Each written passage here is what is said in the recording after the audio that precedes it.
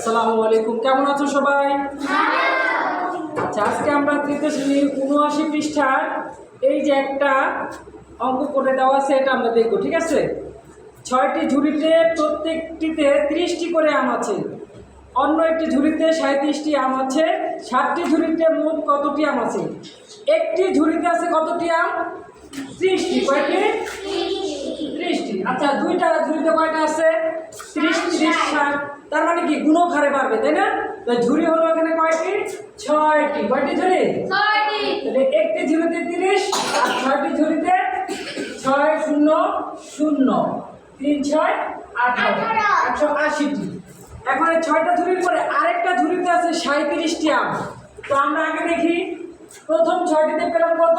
১৮০টি, আর আরেকটা ঝুড়িতে ছিল ৩৭টি। ৭ আর ০ ৭, ৩ আর ৮ 11, ১ হাতে ১ ১ আর ১ ২। অর্থাৎ কি আলাদা যে ৬টি একটা ঝুড়িতে ৩৭টি ছিল সেটা আমরা যোগ করে নিলাম। এটাকে আমরা গাণিতিক বাক্য কিভাবে করতে পারি?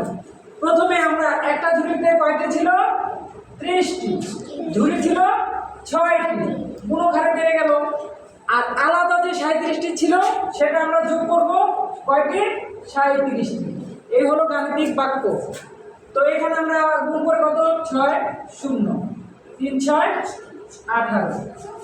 এরপরে এই ৩৭টি আমরা যোগ করে দিলে ৭ 0 7 3 8 11 1 হাতে ১ ১ আর ১ ২, অর্থাৎ ২১৭টি। কয়টি আম হলো?